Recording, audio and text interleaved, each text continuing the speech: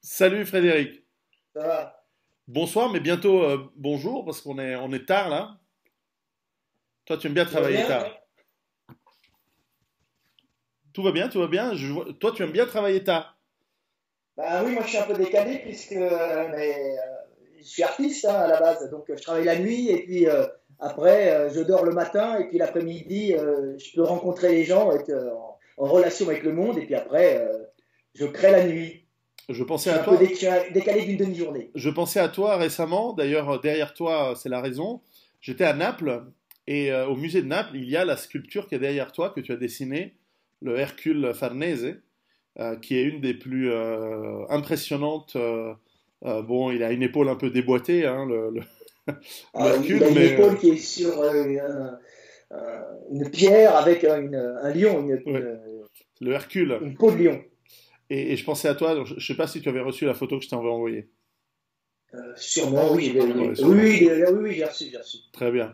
Bah écoute, ça me fait plaisir de te parler ce soir parce que je voulais te dire, tu te souviens la dernière fois qu'on avait discuté, tu avais émis cette hypothèse, cette hypothèse de travail comme quoi la conscience humaine était apparue avec notamment la bipédie qui libérait les mains et qui permettait probablement de donner la possibilité, par un langage simple, de comprendre le passé, le futur, et donc de développer, de donner le lancement du début du développement véritablement d'un cerveau humain. Hum. Et on discutait de ça, et récemment j'étais en train de lire un livre d'un des plus grands neurobiologistes du monde, Ouais. qui est un chercheur à l'université de New York, qui s'appelle Joseph Ledoux, qui a un nom français mais qui est américain, qui a sorti son dernier livre l'année dernière, où il travaille sur l'anxiété. Et Ouais. il parle de ça comme étant quelque chose qui est confirmé maintenant, très récemment, par les toutes dernières recherches au niveau du cerveau, qui montrent qu'effectivement, en comparant la neurologie de différents animaux, de différents primates, eh bien, il montre que plus on arrive à une phase de bipédie et une libération des mains, plus les zones du cerveau qui, chez l'homme, sont irriguées par le sang, donc on peut voir avec un scanner quand on parle du futur, du passé, du présent, etc., eh bien, commence à se développer au fur et à mesure que la bipédie se développe. Donc on a un neurologue qui confirme ce que tu disais. Et je Ben, trouvais ça moi, très... je l'ai expliqué d'une façon purement logique. Hein. C'est pas du tout d'une théorie. Non, c'est comme ça. Hein. Ça peut être que ça. C'est les notions de temps, c'est lié aux notions de déplacement dans l'espace, donc d'espace. Donc de toute façon, quand les singes, comme on avait expliqué, hein, quand nos ancêtres étaient en forêt, de toute façon, ils ont acquis une bipédie en forêt parce que s'ils l'avaient acquis directement en savane, quand ils sont rentrés dans la savane, elle aurait été trop balbutiante et trop risquée pour qu'ils puissent survivre. Donc il fallait déjà qu'ils puissent marcher correctement debout, qu'ils soient habitués à marcher debout, mais continuer à grimper aux arbres, ce qui a été confirmé d'ailleurs par les dernières recherches. Hein. Donc on s'aperçoit qu'ils ont ils marchent correctement, ils ont un bassin pour pouvoir marcher, hein. Ils ont des membres qui s'empilent verticalement, hein, donc ils ne sont pas genoux fléchis, hein. Et ils se déplacent très bien en marchant, ils courent pas encore très bien, et dès qu'il y a un problème, hop, ils vont se réfugier dans les quelques arbres qui sont là. Hein. Mais donc, du coup, ce que j'avais expliqué, c'était c'était différenciation dans la fonction avec les sexes. Hein, c'est-à-dire les femmes ne peuvent plus, les femelles. Hein, ils ne sont pas encore des hommes. Hein, on a des hommes quand on a la conscience, la notion de temps. Hein, c'est très facile à décrire à partir du moment, quel moment on a la conscience. Hein. C'est pas du tout parce qu'on est bipède, c'est dire je suis, c'est-à-dire je suis, j'étais, je serai. C'est-à-dire ils disent pas comme ça. Hein. Ils ont un mot pour indiquer passé, un mot pour indiquer futur, hein, tu vois. Mais alors, ils se retrouvent en savane, les femmes restent près des arbres, tu comprends? Parce qu'elles ont le petit dans les bras, hein, c'est de la physique de base. Hein. Tu ne peux pas courir avec l'énergie cinétique, avec un petit et marcher, tu perds de la vitesse.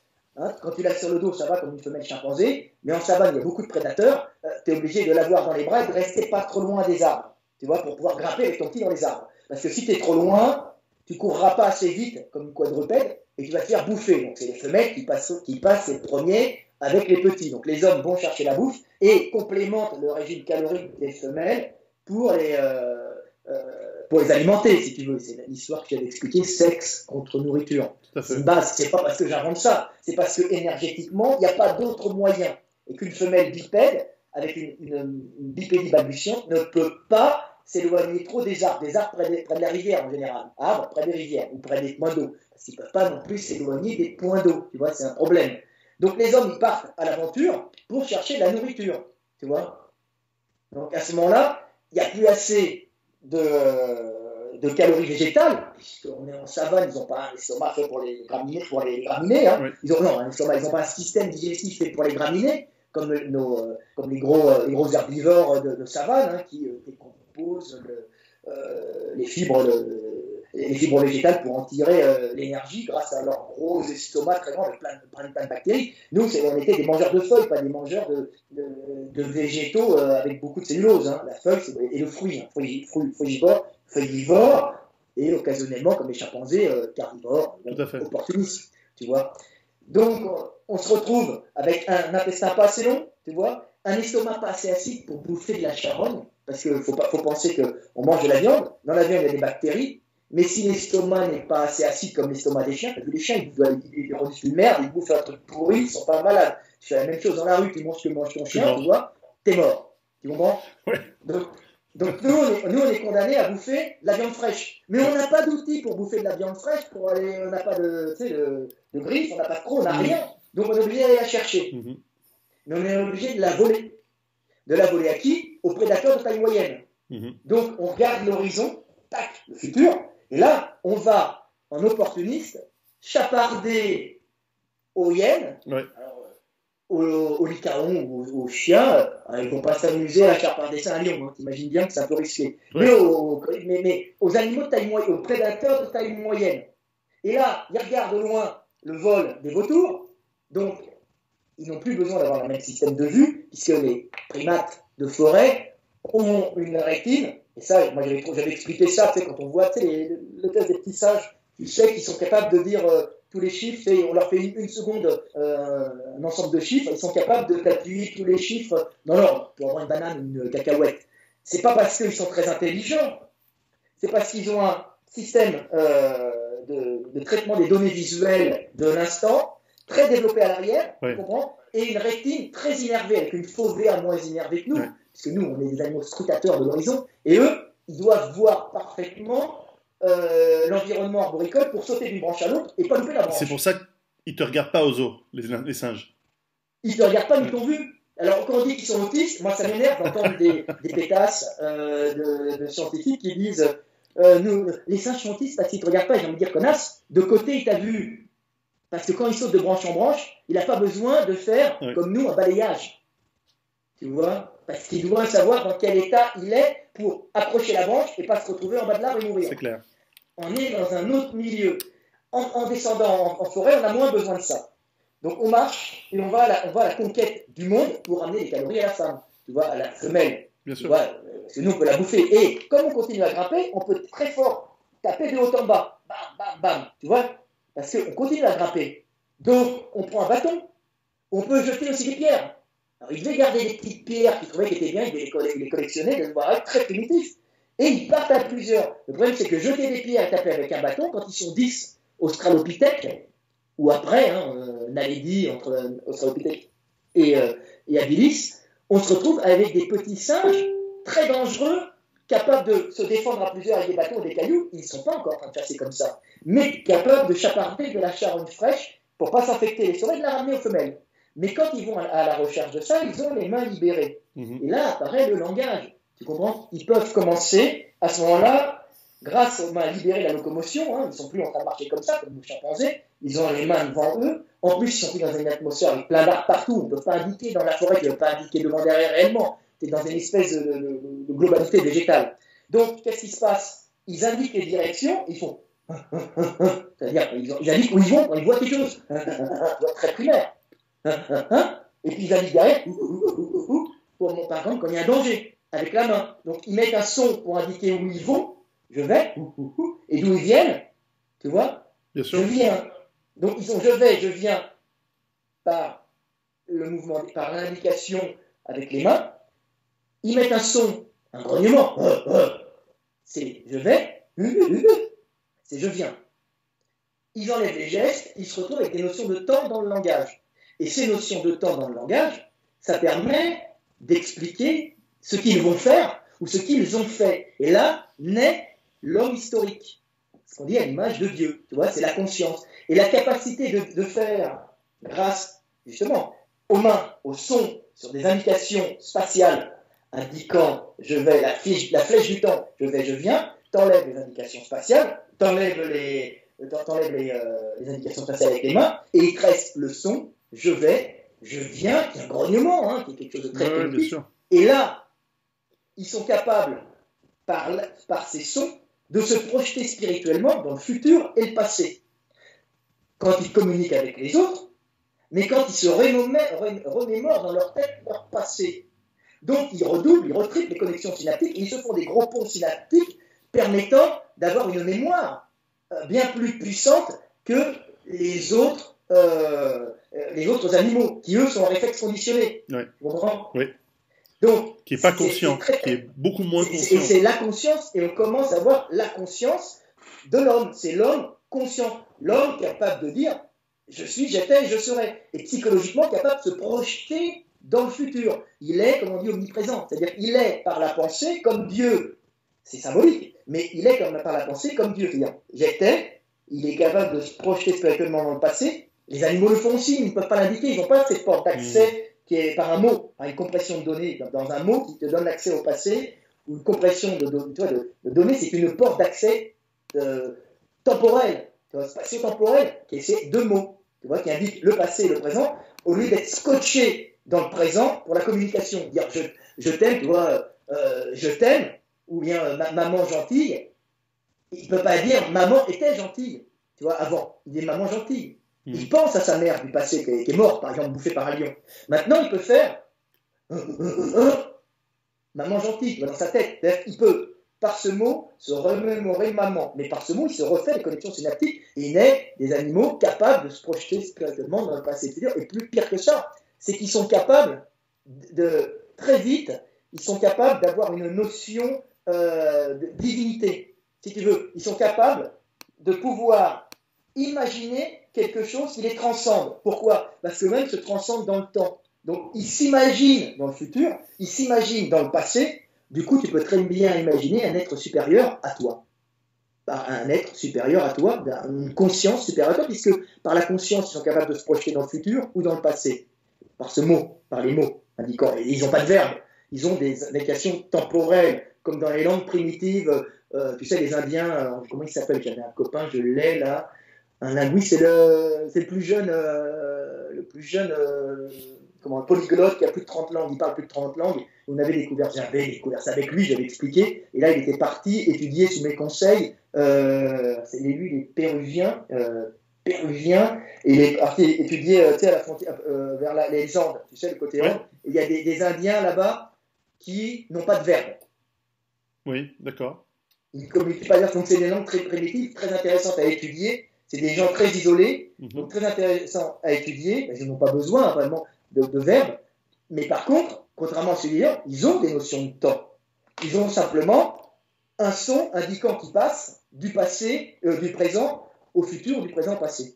Mais un peu comme nos primates, nos ancêtres bipèdes de savane. Et c'est la savane, c'est le milieu, la libération des mains, qui les a obligés à avoir ces notions de temps. Donc du coup, à ce moment-là, comme ils ont des notions de temps, la mémoire devient utile.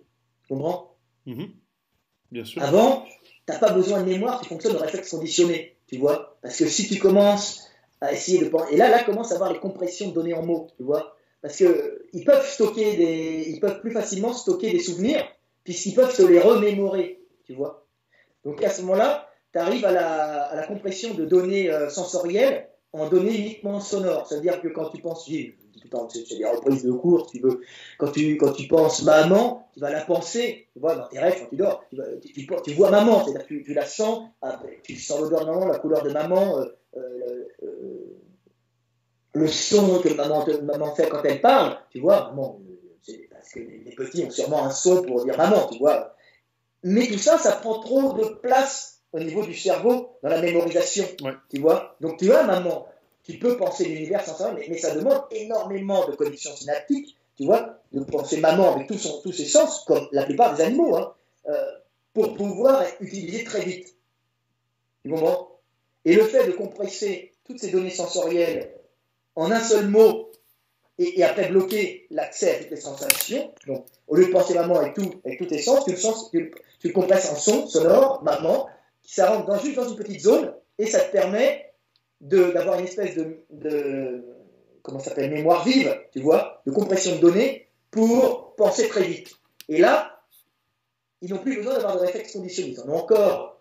Mais quand ils sont face à un lion, tu comprends, grâce au langage, hein, grâce à la compression de données en mots, qu'est-ce qui se passe? Avant, ils partaient à droite, le lion attaquait, ils partaient à droite, ils étaient bouffés, s'ils partaient à gauche, ils survivaient.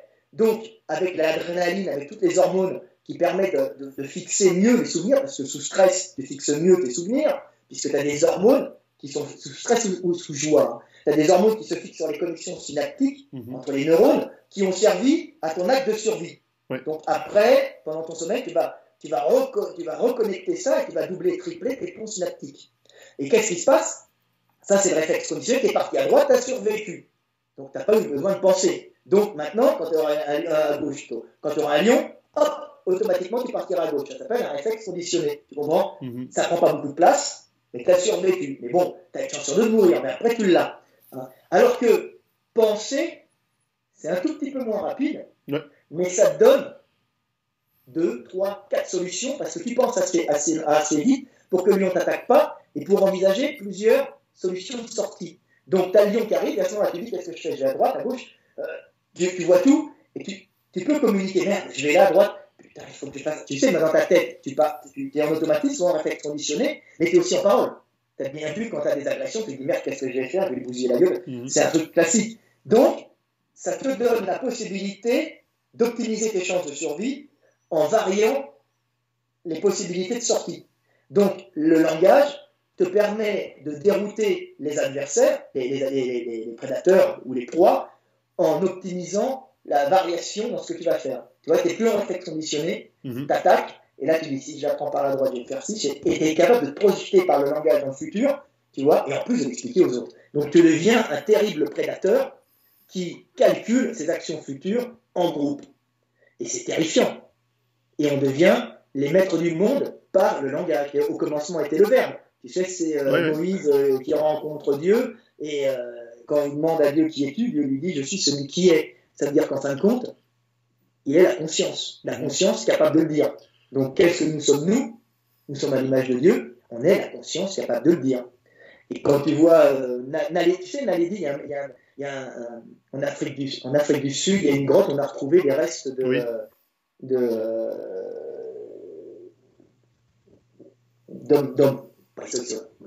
Ils sont des hommes, parce que je peux te dire qu'ils en sont, et on va te le dire après.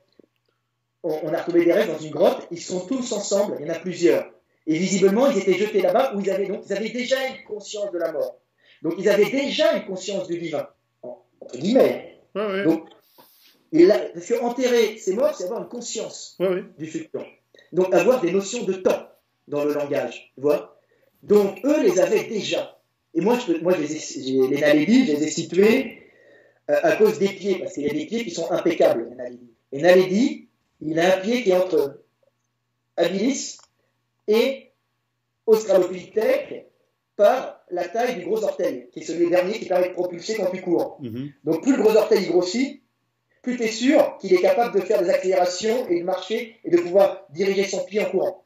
Donc plus le gros orteil grossit, plus le mec il court mieux.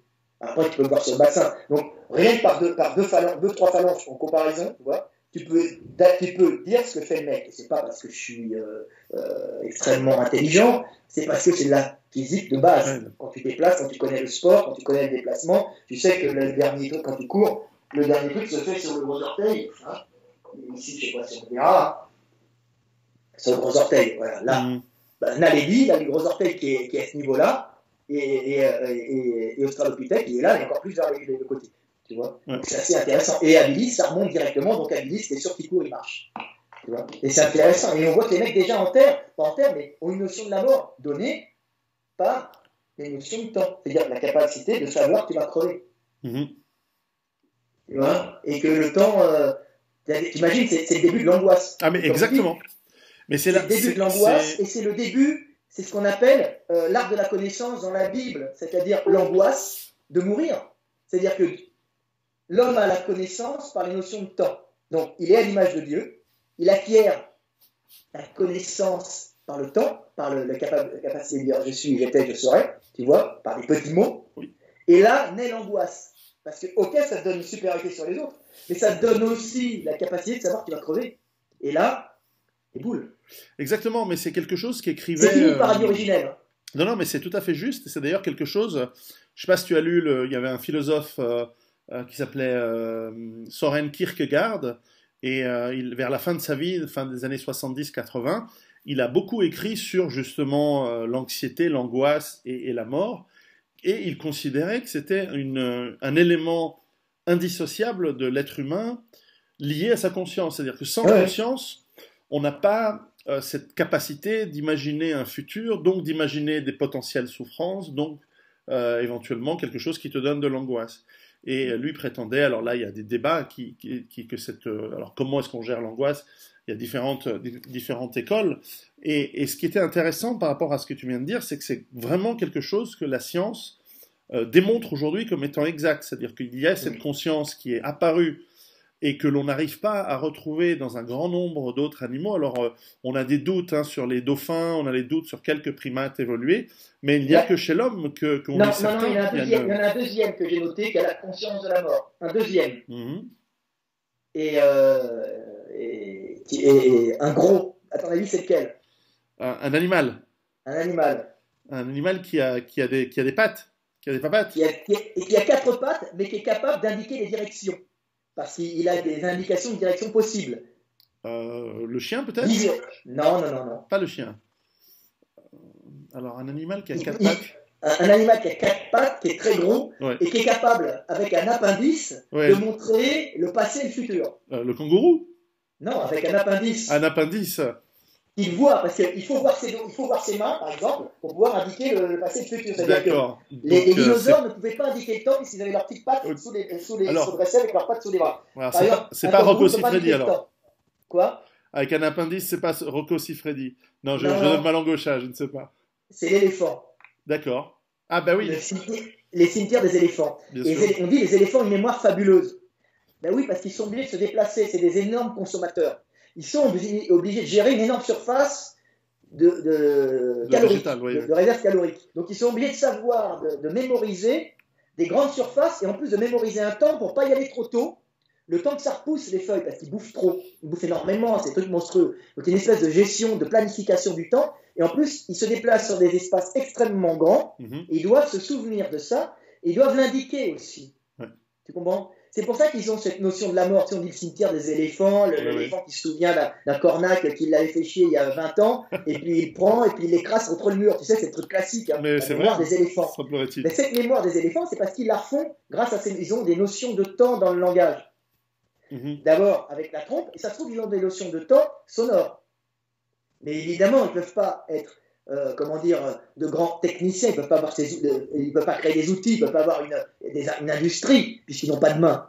Mais ils ont une trompe qui leur permet d'indiquer le temps. Et c'est complètement con. Non, mais c'est intéressant, c'est logique, ça a du sens. Et, c'est ça, là. Et tu penses qu'eux aussi, on angoisse? On est ça dans les mecs qui vont me dire aussi, oui, mais il y a les abeilles. Les abeilles peuvent indiquer d'où elles viennent. Non. Elles n'indiquent pas qu'elles étaient dans le passé ou le futur. Elles indiquent une direction. Tu comprends? C'est tout. Oui. Elles indiquent un lieu. Mais elles n'indiquent pas, elles disent pas je viens d'eux. C'est-à-dire qu'elles indiquent une direction dans laquelle elles étaient. C'est vrai. C'est tout. C'est-à-dire que par rapport au soleil, elles arrivent à se mettre là. Celle qui se tournait de ce côté, tu vois, il y a un petit truc, elles indiquent une direction, mais elles ne la mémorisent pas. Elles indiquent surtout par rapport à la lumière. Tu vois, c'est différent. Elles n'indiquent pas le temps. Elles indiquent un lieu. Tu vois? Oui, c'est vrai. Elles indiquent juste une orientation spatiale. L'abeille, tu vois, parce que les gens disent oui, mais eux, ils ont des notions de temps. Non, ils n'ont pas de notion de temps, ils ont des indications, juste une indication spatiale. Tu vois, c'est intéressant. Hein. C'est intéressant, et je voulais avoir ton avis justement sur la notion de peur, d'anxiété, d'angoisse, qui semble être relativement liée, mais notamment sur la partie angoisse, parce que la peur, c'est souvent quelque chose qui est réflexe, c'est-à-dire on a un prédateur qui nous saute dessus, on a peur. Mais l'angoisse, et je t'assure, beaucoup de gens qui se sont penchés dessus, des Grecs anciens, des savants entre les deux et l'ère moderne, et dans l'ère moderne, on a eu Freud, on a eu énormément, on a eu les situationnistes, on a eu plein de gens qui se sont penchés sur qu'est-ce que ça veut dire l'angoisse, et évidemment, comment est-ce qu'on peut y répondre. Et il y a eu des solutions qui sont allées jusqu'au choc électrique, hein, pour carrément enlever la mémoire des patients qui avaient des angoisses chroniques. Et je voulais avoir ton avis, parce que d'une part, tu as travaillé on va dire dans le sport, où tu as fréquenté des athlètes de haut niveau, et d'autre part, tu as effectivement cette réflexion qui est assez, à mon avis, assez pionnière sur justement l'évolution, mais aussi le fonctionnement de l'être humain. Et je voulais avoir un petit peu ton avis sur comment cette angoisse, cette anxiété, ces peurs qui ressurgissent, comment elles sont apparues et comment est-ce qu'on les gère? À la base, de toute façon, il faut le dire, de toute façon, si l'angoisse perdure chez l'homme, c'est qu'elle a une fonction. Hein. Donc, le fait d'être angoissé, ça a permis à l'homme de préparer l'avenir, de survivre. Alors, moi, ce que je m'étais aperçu, et j'avais fait plusieurs vidéos là-dessus, j'avais même expliqué, et d'ailleurs, ça a été confirmé récemment par les recherches génétiques, hein, sur les gènes de Néandertal. Oui, oui. J'avais expliqué en comparaison avec les Africains et les Européens. Alors, on ne peut pas y voir de racialisme parce que on est l'espèce humaine. Tu auras tous les comptes de racialisme. Ouais, non, on est adapté à des climats. Tu vois. Ouais, donc, on a tous des qualités propres pour survivre dans ces climats. Donc, un Africain, il a le langage, donc il a une notion du futur, du passé. Il est capable de prévoir l'avenir, de faire des trucs. Mais il n'a pas une angoisse aussi développée que les Européens. Bien et sûr. Les Européens, c'est les peuples, les Européens et les Chinois aussi, hein. C'est les peuples de l'angoisse. C'est-à-dire que ce sont des angoissés. Tu vois, c'est comme on dit, psychologie magazine, c'est pas en Afrique. Hein, en Afrique, non, mais le survivalisme non plus. Tout instant autour de toi. Donc, si tu commences à t'angoisser sur l'avenir, tu sais que tu peux mourir, t'as pas fini. Tu vois, ça n'apporte pas grand-chose. Tu prévois, évidemment, ils sont angoissés, ils ont peur de la mort, ils prévoient. Mais c'est beaucoup plus fondamental chez les peuples du Nord. Les premiers hommes qui sont arrivés en Europe, hein, il y a plusieurs. Alors, on va dire que les hommes, c'était 60 millions d'années, 60 000 ans plutôt, 110 000 années, mais en vérité, c'est très mal calculé, parce que les premiers hommes en Europe, c'est à peu près 1 million d'années, c'est même plus, tu vois. Et il ne faut pas rêver, mais ils étaient isolés, mais pas tant que ça. C'est-à-dire qu'il y a déjà eu des fois des montées, on ne les a pas calculées, mais c'était en petit nombre. Ils ont dû se mélanger de temps en temps. Donc, ils restaient compatibles, tu vois, avec les sapiens. Mais évidemment, il n'y a pas eu de grande montée, puisque les montées viennent quand il y a une explosion démographique suite à des inventions technologiques. Tu vois, l'éradication, par exemple, de prédateurs, le fait d'inventer des outils pour devenir le super prédateur, donc accès à plus de calories, on prend la niche écologique de l'autre, on est dans l'énergie, hein, tout le temps, tout est énergétique.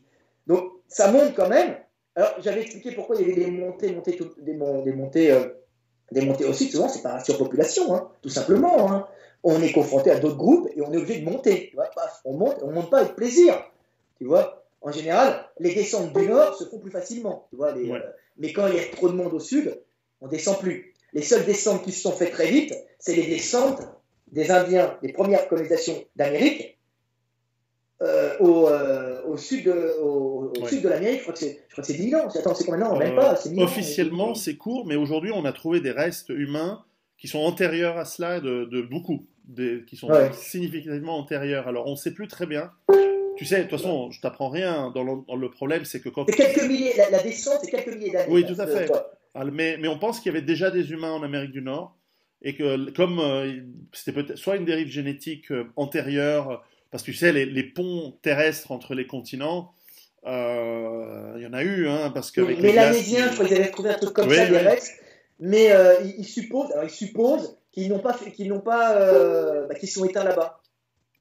C'est possible. On ne sait pas. Tu vois, c'est toujours difficile, hein, parce que tu sais, avec les squelettes ne veulent à la limite pas dire grand-chose, puisqu'on retrouve que les squelettes qu'on trouve, on ne trouve pas ceux qu'on ne trouve pas.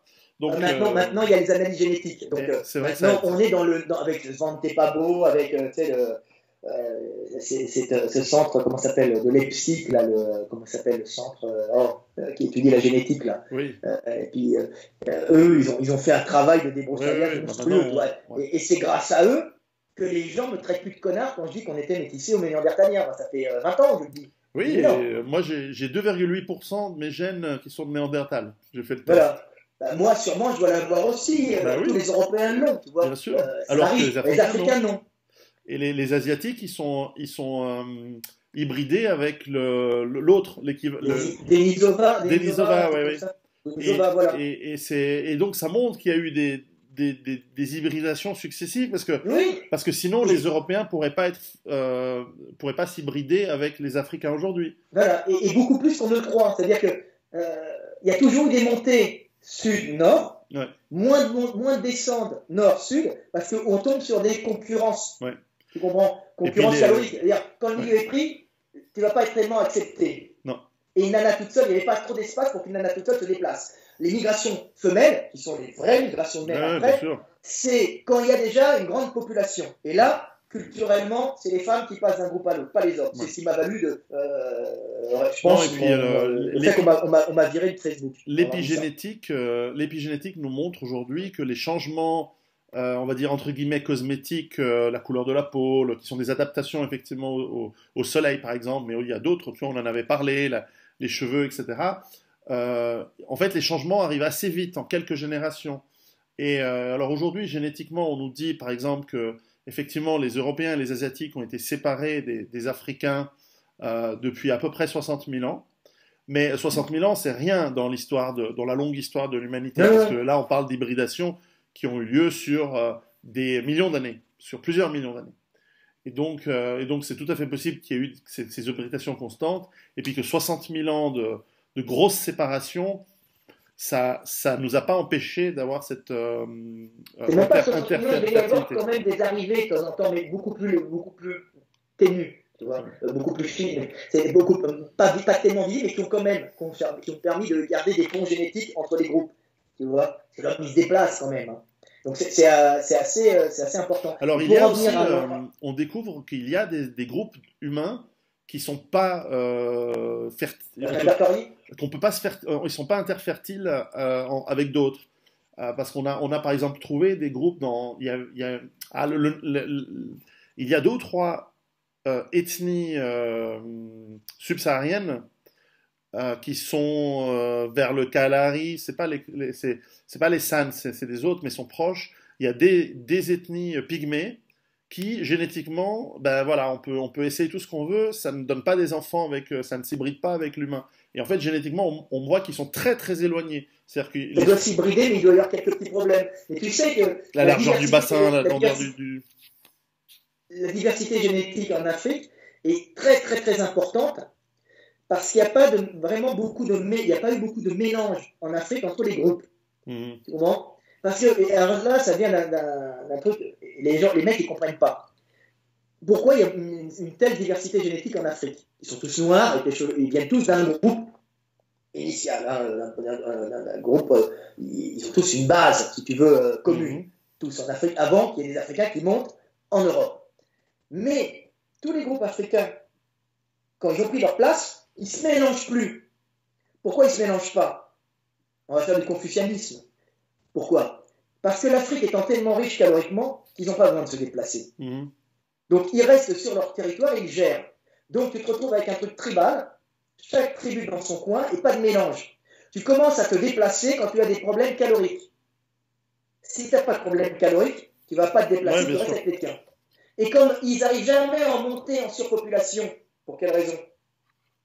Pour une raison d'hyper luxuriance de la nature, et donc de la nature bactérienne, virale, microbienne. Il y a une sélection très intense qui fait qu'ils ne montent jamais en surpopulation, parce que la nature les tue, mais leur permet de rester très solides, par rapport à leur milieu. Donc ils n'arrivent pas à avoir une expansion, mais ils vivent sur un milieu très riche. Donc ils n'ont même pas envie de partir. Ils meurent d'une maladie, d'une infection, d'un truc, tu vois, une bactérie, d'un champignon, dedans, ils vont dans l'eau, et puis il y a une bactérie qui rentre, tu sais, et puis en plus, les bactéries en Afrique, elles sont adaptées, c'est l'intelligence de la nature, pour survivre, une bactérie s'adapte à plusieurs porteurs. C'est pour ça qu'il y a eu Ebola, les chauves-souris, les singes et les hommes. Ah oui, comme ça, s'il n'y a plus de singes, on a encore les chauves-souris. Si les singes reviennent, on peut survivre dans les singes. Et puis, si le singe passe à l'homme, on a encore plus de chances de survie. C'est tout le temps, c'est transmettre ses gènes, transmettre la vie. Donc, tu as des bactéries hyper puissantes en Afrique. C'est pour ça que les baptous, on appelle ça baptous, c'est ça? Les blancs. Oui, en Afrique, on les appelle comme ça. Ouais. Parce que c'est comme ça, quand le baptou arrive, avant les antibiotiques, s'il n'y a pas une médecine occidentale qui est bonne, meurt. Mais l'espérance de vie d'un Européen en Afrique avant les antibiotiques, c'était moins de 2 ans. Ouais. Et en moyenne, c'était 2 mois à l'intérieur des terres. Alors sur les côtes, ça va. Parce qu'avec l'air marin, ça chasse les moustiques. Mais dès qu'on est à l'intérieur, c'est 2 mois. Et, par exemple, les chevaux meurent en Afrique. Les chevaux ne pouvaient pas survivre parce que les mouches les tuent. Et c'est extrêmement hostile pour les Européens, hein, le continent africain en réalité.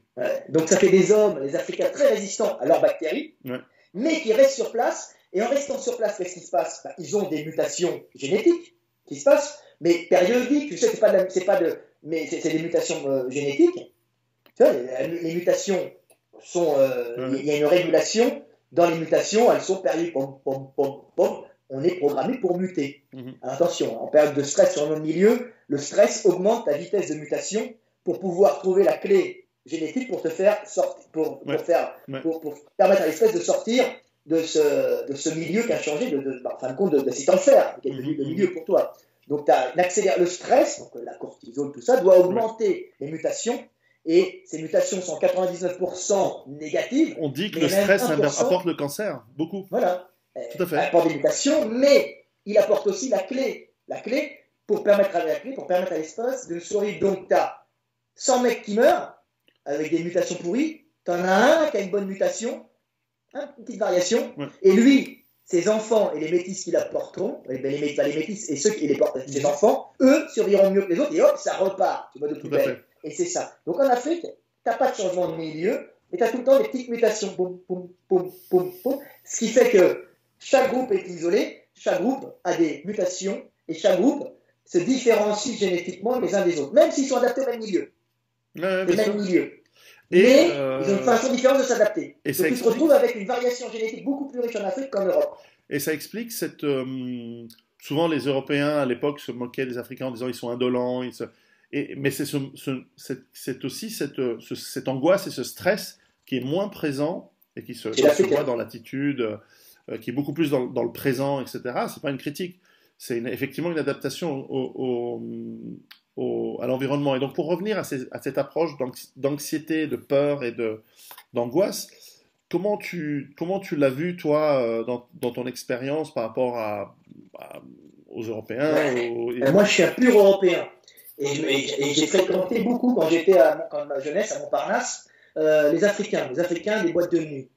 Des mecs très intelligents, hein. Faut pas... Tu sais, on est suivi, là, sûrement, sur ta chaîne par beaucoup de petits nationaux qui ne comprennent pas qu'il y a une intelligence différente. Il n'y a pas de super... Attends, il y a des Africains qui peuvent être des ingénieurs, mais globalement, ce n'est pas la même forme d'intelligence. Ça ne veut pas dire qu'ils sont cons, ils sont humains comme tout le monde, mais ils sont habitués, ils sont sélectionnés pour vivre dans un milieu où il n'y a pas d'hiver.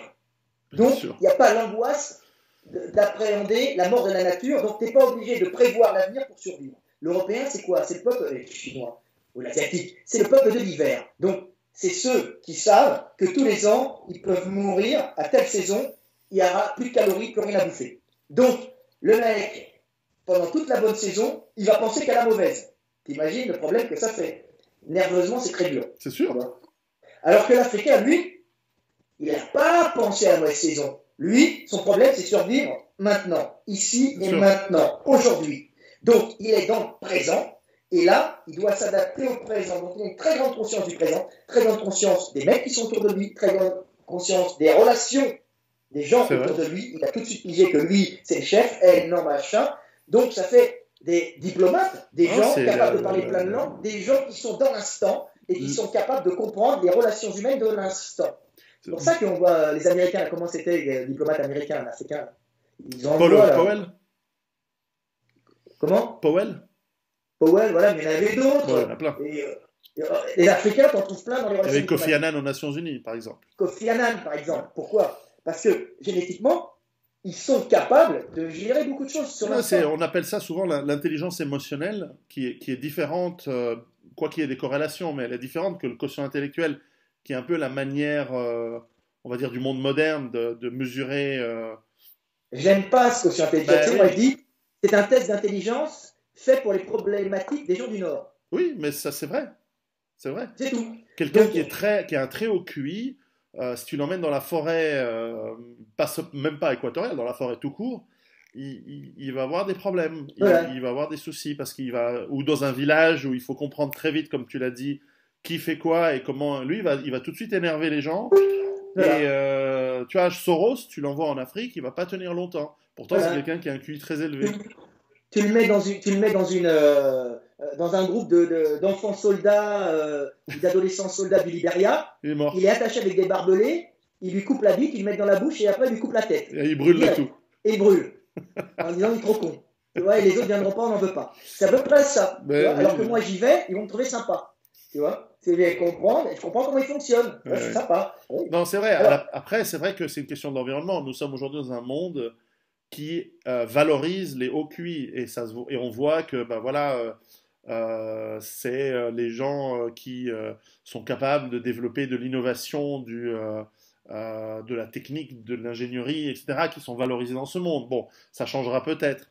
Mais de toute façon, la question, c'est pas une question de supériorité, mais c'est vrai que c'est un modèle de mesure qui est. Bon, de toute façon, personne ne dit que c'est l'intelligence. On parle de quotient intellectuel, ça n'a rien à voir. Mais c'est vrai que c'est quelque chose qui a un grand débat, notamment parce que c'est lié, il y a une très très forte corrélation entre un QI relativement bas et la criminalité. Alors c'est surtout de là qu'aujourd'hui on a des problématiques, notamment aux États-Unis. Moins en Europe, parce qu'on n'a pas une criminalité aussi, pour l'instant, aussi forte qu'aux États-Unis et aussi segmentée, on va dire, ethniquement qu'aux États-Unis. Mais c'est en train de venir. Mais pour revenir à l'angoisse, justement, moi, ce qui m'intéresse, c'est à partir de ces différences, c'est comment est-ce qu'on travaille ça? Parce que toi, tu as dû travailler avec des sportifs. Et comment est-ce qu'on désangoisse les gens, à ton avis, en fonction justement de leur particularité? tout ça, c'est comme notre Psychologie Magazine, hein, pour relativiser. Hein. À partir du moment où tu sais les causes de ton angoisse, tu as désamorcé. Tu vois? D'accord. Ça, c'est l'approche très liée à la psychanalyse. Je voulais revenir sur l'angoisse et le fonctionnement de l'angoisse. Mm-hmm.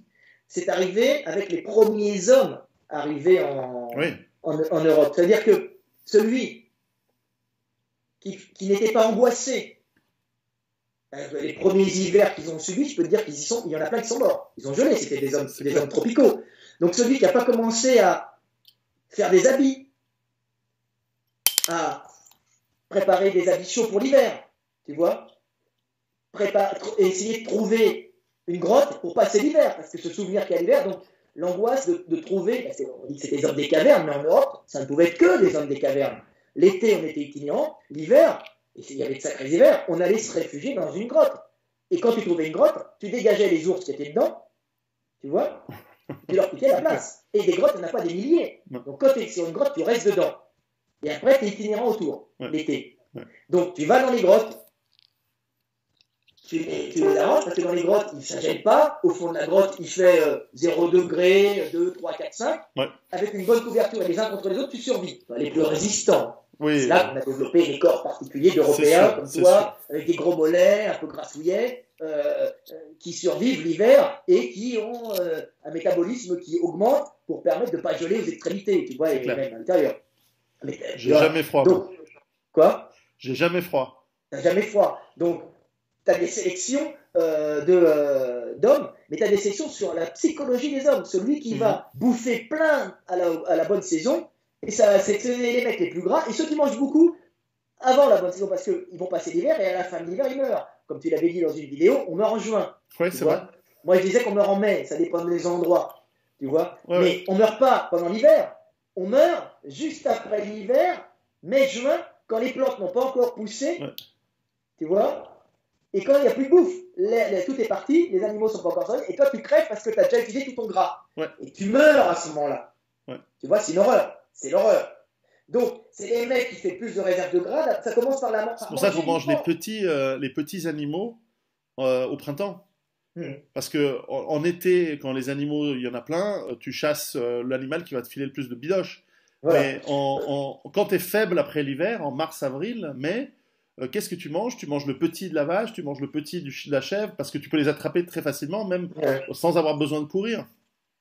Et parce que c'est des animaux qui peuvent pas se défendre, qui peuvent pas encore courir, et tu les chopes rapidement et tu les bouffes, tu bouffes le veau. Ouais, et ils bouffaient aussi les petits, et, par exemple, préhistorique, d'après les études, il y avait une culture, un certain, on mangeait les petits, et c'est parce qu'on bouffait les femelles gravides, tout ça, parce qu'il y avait le placenta, il y avait tout dedans, donc beaucoup de vitamines et beaucoup d'apports nutritionnels dont les hommes avaient besoin. C'est terrible à dire. Mais c'était comme ça. Aujourd'hui, on sait que par ailleurs, comme d'ailleurs les animaux prédateurs, tu sais, on voit toujours les loups ou les lions, ils bouffent en premier les abats, ils bouffent le foie, le cœur, les intestins. Mais en fait, ils bouffent pas tellement le muscle, ils bouffent pas tellement la cuisse, le truc. C'est ce que j'ai dit et j'expliquais à Casanova. Le muscle, ça se dégrade très lentement. Ouais. Sauf si tu fais plein de sport. Parce que c'est dense, quoi. Ça se dégrade lentement du muscle. Hein. Par contre, ce qui est très important, d'avoir des vitamines, donc les abats, le foie, tout ça, et d'avoir du gras. La moelle, le cerveau, tout ça. Voilà, tout ça c'est très important parce que ça permet de faire des réserves pour passer l'hiver. Donc on bouffe, en Afrique, ils n'ont pas de gras les animaux, mais en Europe, on se rabat sur les animaux gras. Regarde les grizzlies. Ouais, c'est grave. On les voit avant l'hiver, avant d'hiberner, ils attrapent les saumons, ils enlèvent la peau et la bouffent avec le gras, et ils jettent les muscles. Ils jettent le saumon, quoi, ce que nous on aime bien. Ben pourquoi? Parce que eux, ils doivent survivre. Et bouffer trop de protéines, c'est dur à digérer aussi. Ça demande un gros travail du foie, tout ça. C'est pas évident, tu vois. Donc c'est pour ça que déjà, nos hommes préhistoriques avaient un gros foie, tu vois, pour digérer toutes ces protéines, mais aussi pour permettre la création de bile et puis la métabolisation et comment ça s'appelle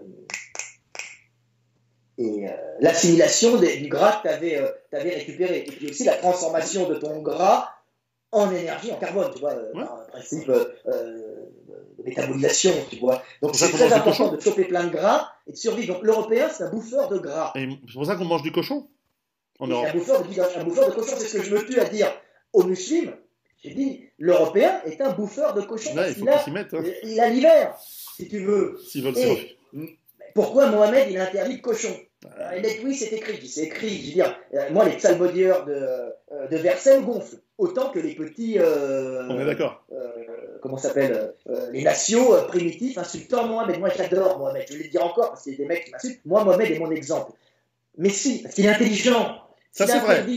Je suis d'accord avec toi. C'est quelqu'un de très intelligent. Ça, c'est l'intelligence suprême et pragmatique. C'est l'intelligence divine. Il a Dieu derrière lui. Et je le dis. Tout est de Dieu. Bah oui, parce qu'il est dans la logique absolue pour faire vivre en paix les mecs. Tu vois? S'il interdit le cochon, c'est parce que Dieu l'a indiqué. Oui, Dieu est pour les hommes. C'est tout simplement parce que s'il avait interdit les chèvres et les moutons, ils seraient morts. Ils seraient tous morts de faim. Ils n'auraient plus de laine, il n'y aurait plus rien eu. Tu comprends? Il y aurait eu de la laine, ils auraient de la laine, mais ils seraient tous crevés de faim. Tu vois? Donc, en interdisant le cochon, il n'y en a pas en Arabie. Il n'y en a pas. Très peu. Très peu. Donc, tu interdis le cochon, c'est pas grave, c'est un interdit, ça unit les gens, puisqu'on a tous fait ça ensemble. Hein, donc, on a pratiqué des rites communs, donc on est potes, on ne s'agresse pas. Donc, il a vu ça chez les Juifs, il interdit. Les Juifs ont la même optique, hein, ça vient de Dieu. T'es fatigué? C'est la même chose, bien sûr, mais c'est pas grave, c'est super intéressant. Il interdit le cochon, et comme ça, les mecs sont unis, et de toute façon, il n'y en a pas. Aucun problème.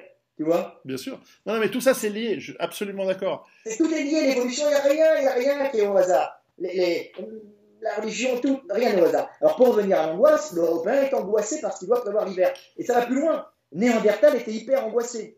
Parce qu'il faut savoir que le feu est arrivé il y a 500, 600, 700, là ils l'ont fait descendre à 700 000 ans, la domestication du feu en Europe. C'est énorme. T'imagines les mecs, ça veut dire qu'au moins pendant 300, 400 000 ans, on va dire 200 000 je pense, parce que toi être plus vieux, ils n'ont pas retrouvé. Les mecs, ils ont dû passer l'hiver sans feu. Tu sais ce que ça veut dire, passer l'hiver en Europe sans feu? Imagine, là, tu as le chauffage central. Maintenant, imagine que tu es un mec qui arrive, tu viens d'Afrique, tu te trouves avec des hivers, tu n'as pas de feu. Tu as juste des habits. Imagine la sélection intense qu'ils ont eue. Ah, c'est clair. Imagine. Et c'est après qu'il y a eu le feu. Et là, à Néandertal, donc les pré-Néandertaliens n'avaient pas le feu, vers moins 700 000, ils se mettent à domestiquer le feu. Tu vois, les pré-néandertaliens, 500 000, on a même les. Tu vois, et on a des domestications de feu. Et là, les mecs, il y a encore une angoisse, c'est accumuler des branchages pour l'hiver.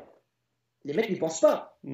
Mais c'est accumuler de l'énergie qu'on va cramer pour pas crever de froid. Bien sûr. Et puis les hivers glaciaires, c'est pas top. Hein. Ah oui, c'est moins 40 dehors. C'est moins 40, c'est sec, donc ça va. Mais quand même, tu ne bouges pas, tu ne vas pas courir à la chasse aux rennes. Hein. Non. Tu restes chez toi, tu ne bouges pas. Quand tu tues 400 rennes d'un coup, tu les mets à geler dehors, et après tu les sors, tu les dégoûtes. Tu ne vas pas t'amuser à les sortir tous les jours. Tu bouffes ta viande séchée, si tu as eu la chance de domestiquer... Même pas séchée, ils la mettent dehors à geler. Ah ouais, par exemple. C'est encore moins chiant. C'est ça, et tu manges au fur et à mesure. Et si tu as eu la chance de domestiquer 2-3 animaux qui donnent du lait, bah, tu bois leur lait à même le pis, quoi. Puis c'est tout.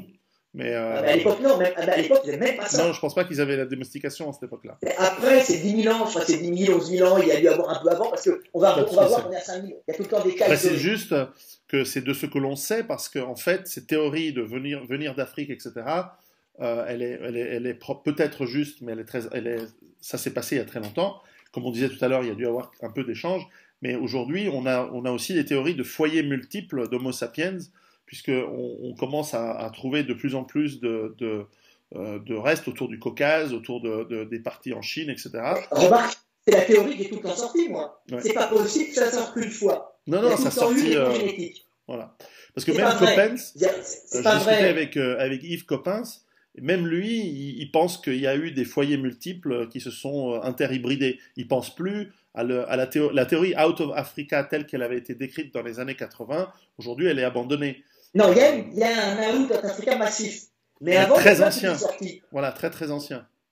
Il y a plein de petites sorties, ce qui permet de garder de la compatibilité génétique. Tu vois, c'est ça. C'est tout. C'est possible. Et c'est tout simple. Mais pourquoi les mecs, ils montent? C'est vrai que quand ils sont pas trop nombreux, ils vont pas monter beaucoup puisqu'ils n'ont pas intérêt à partir.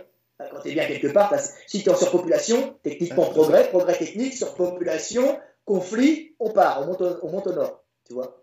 Ouais. Donc à ce moment-là, tu montes. Il y a eu plusieurs sorties. Et là, au nord, c'était terrible à cause du froid.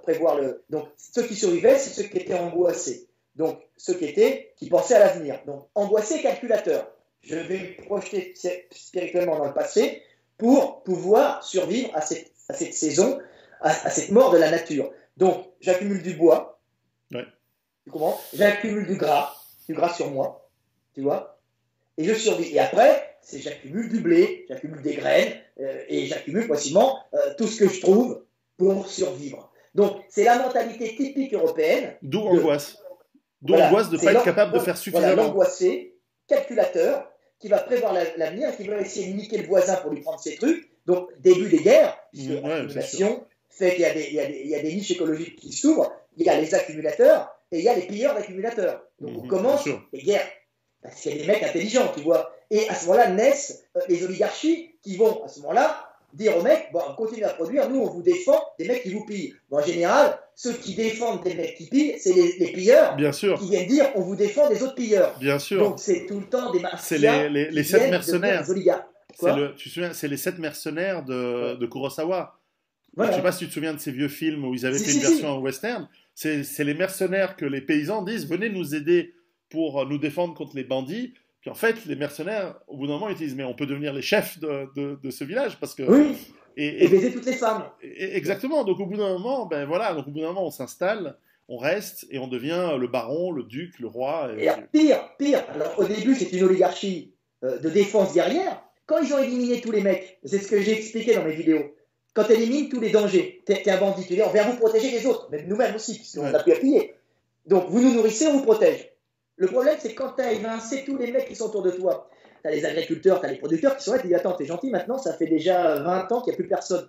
On va pas continuer à te nourrir, pourquoi on te nourrirait? Et là, le mec qui trouve une idée géniale, c'est parce que c'est Dieu qui le veut. Oui, la religion, et là, tu deviens droit divin. Donc, l'arnaque de la noblesse, c'est l'arnaque de la noblesse, c'est d'avoir trouvé comme justification de leur maintien au pouvoir, et en fin de compte de parasites qui n'ont plus de fonction, c'est de dire qu'ils sont de droit divin. Bien sûr. Et après, quand c'est un peu plus complexe, tu inventes ton ennemi et tu fais du 11 septembre. Voilà. Mais c'est vrai que c'est la religion, Bah, tu crées des castes de prêtres où tu as une relation de donnant-donnant, tu dis au prêtre, nous, on vous protège et on fait en sorte que les pauvres vous nourrissent, enfin les paysans vous nourrissent, et en échange, vous confirmez que Dieu nous donne voilà. l'autorité divine. Bah, c'est comme à la Renaissance, au Moyen Âge, les papes, c'était les mecs de la noblesse qui étaient nommés papes, mais ils baisaient à côté. Bah, évidemment. Quand tous les petits cathos nationaux qui sont en train de dire oui, la papauté, je dis mais quelle mafia c'était les mecs. Arrêtez, revenez sur terre. Moi, ce que j'aime bien, c'est parler des pyramides, parce que tu sais, on a tout le temps les scrolls, là, comment ça s'appelle, le secret des pyramides, tout ça. Alors, c'est vrai que c'était construit d'une façon fabuleuse, c'est vrai qu'ils avaient une technicité énorme, parce qu'ils étaient très nombreux. Et les mecs, ils disent oui, c'était pour calculer qu'est-ce qu'ils racontent, des plein de conneries, c'est fait pour calculer Sirius, machin, bidon. Non. Les pyramides, ça n'a qu'une seule fonction. Et on est au niveau des Illuminati. Ça n'a qu'une seule fonction. Quand tu as stabilisé un peuple par une bonne gestion, et tu as éliminé tous les bandits qui étaient autour de toi, qui voulaient piller tes réserves, il n'y en a pas beaucoup parce que c'est du désert autour de l'Égypte, hein, tu te trouves devant un problème, c'est très bien géré, puisqu'on a fait des digues, des canaux, tout ça. Tu as ton pouvoir, tu es là, la caste guerrière, protectrice, et là, tu as des mecs qui 6 mois de l'année, parce que c'est horrible, c'est 7 ou 8 mois de l'année, qui n'ont rien à foutre, parce qu'ils ont engrangé assez d'énergie, donc assez de calories pour survivre tout le reste de l'année. Et là, ils vont se poser la question, ils vont se dire, mais pourquoi ces mecs-là, qui ne travaillent pas au champ, qui ne font rien, bouffent sur notre dos et ont le pouvoir. Tu vois? Alors les mecs trouvent le truc, nous on est droit divin. Mais pour éviter les problèmes de remise en cause du pouvoir, on va les occuper. Et là, pendant leur temps libre, on leur fait construire, plein à bouffer, des bâtiments énormes pour glorifier Pharaon. En fin de compte, c'est pas pour glorifier Pharaon, pendant qu'ils tirent des pierres comme des cons et qu'ils les taillent au millimètre près avec des techniciens, ils ne remettent pas en cause le pouvoir de nos Illuminati de l'époque. Je pense que tu as en partie raison, et je pense que ce que tu dis est vrai, mais je pense qu'en plus, il y a d'autres trucs. Mais cela dit... Tu avais une haute technicité en géométrie. Mais la géométrie, c'est quelque chose d'extrêmement simple, qu'on a perdu quand même. Ils avaient une haute technicité en géométrie. Ah oui, oui, largement. Et en plus, ils étaient capables, ils avaient des savoirs très simples qu'on a oubliés. Tu vois, comme le fait de mouiller le sable, tu comprends? D'aplanir une zone avec du sable mouillé pour faire pousser des pierres. Mais c'est des pierres qu'ils faisaient pousser, qu'ils poussaient sur des trucs en bois. Et lui, comment passait-il les trucs comment les mettait-il sur des trucs en bois? C'est simple. Il creusait un trou, il mettait un truc en bois, il creusait un autre trou, il mettait un autre. Ils entraient, ils te creusaient le bois. Il faut toujours penser à l'envers. Bien sûr, bien sûr. Comme les dolmens. Les mecs, ils pensent tout le temps dans le mauvais sens. Et ils poussaient ça avec des milliers de mecs. Des milliers de mecs qu'ils utilisaient. Et évidemment, maintenant, on ne peut pas le faire. Mais bien sûr, maintenant, c'est pas rentable. T'as un mec qui va demander d'être syndiqué, ça coûte cher et tout. Vaut mieux une machine, ça coûte moins cher. Tu vois, tu l'as fait fabriquer. Et puis, pour la traction, un câble en acier, c'est plus résistant qu'un câble en lin. Non, et l'autre avantage, à part ça, du système religieux, c'est qu'il désangoisse les gens. Parce que quand tu as une certitude, quand tu as la certitude que si tu suis bien les ordres, tu seras récompensé dans l'autre vie, dans l'après-vie, dans le paradis, tout ce qu'on veut, eh bien, ça désangoisse. Et lorsqu'on t'explique que si ton enfant meurt du cancer ou peu importe, s'il meurt piétiné par un cheval, c'est qu'en fait Dieu te met à l'épreuve parce qu'il a un projet spécial pour toi. Et ben, ça rassure parce que je dis ah ouais bon c'est pas la fatalité, c'est pas l'injustice, c'est comme ça. Donc on remarque qu'au niveau de l'angoisse, les gens croyants sont moins angoissés, ils sont plus Mektoub, hein, ils sont plus... Vivent plus longtemps et gagnent moins de cancer, sur moins de dépression. Alors que, ce qui est marrant, c'est que j'ai documenté ça, les gens qui sont malades du cancer, il n'y a aucune différence entre ceux qui sont croyants ou ceux qui ne sont pas croyants. C'est-à-dire que ne pas choper la maladie, il y a clairement un effet déstressant et déangoissant de la foi, de la religion. Mais une fois que tu as la maladie, il n'y a plus de différence, parce que la maladie, elle n'en a rien à foutre que tu pries ou pas. Ou en tout cas, ce n'est pas mesurable. Et en tout cas, tous les tests qu'ils ont fait n'ont pas mesuré. Et donc c'est assez marrant. Donc ça veut quand même dire que c'est intéressant d'avoir du rituel, d'avoir une communauté qui t'entoure, de te sentir Mais, appartenir à un groupe. Et ça, c'est vraiment fondamental dans l'anthropologie humaine. et ce que je disais aussi, c'est que la religion, et les gens ils se foutent de ma gueule, je dis non, la religion est génétiquement inscrite en toi. C'est-à-dire, le fait de croire, c'est inscrit en toi. Et ça va même plus loin. Le fait de croire à certaines choses, un certain Dieu, est inscrit en toi. Tu vois, Ah certains ben, sons, certaines il y a les vibrations. religions du Tes parents, désert, il y a les... le nom, par exemple, si la vibration Allah a généré chez toi, chez ton père, c'est une vibration sonore, c'est un contact avec le monde, a généré chez ton papa et ta maman des sécrétions d'endorphines, tu vois, ça va Mhm. peut-être faire que toi-même, quand tu seras confronté à cette vibration, tu sécréteras de l'endorphine calmante. C'est Tu possible. comprends? Ouais, ouais. C'est possible. C'est intéressant comme... Ils se sont aperçus que certaines souris, tu les mettais en présence, c'est des études récentes, dans un labyrinthe, ils mettaient là, et puis quand ils allaient dans une direction où la maman, la mère, qui allait faire des enfants, sentait une odeur de framboise, et à ce moment-là, il y a un choc électrique, les petits fuyaient l'odeur de framboise. Intéressant. Non mais non, tu te rends compte? Intéressant. Donc, on peut arriver à des conclusions, et là, ce que je dis, ça doit sûrement, tu verras que plus tard, on dira de la vie avait raison. Le fait de dire Allah, ou de dire Dieu, ou de dire Jésus, calme les gens. Les Possible. calme, mais c'est inscrit chez leurs parents. La vibration Jésus, le fait de concevoir, regarde, Ou tu vois, quand Marx. tu vois un cul qui a une certaine forme, tu es Ouais. programmé pour avoir une cul bien dure. Exactement. C'est pareil. La Exactement. vibration, c'est vibratoire. La vibration Jésus est faite pour te calmer et t'éviter des cancers. Comme la vibration Allah, c'est la même chose.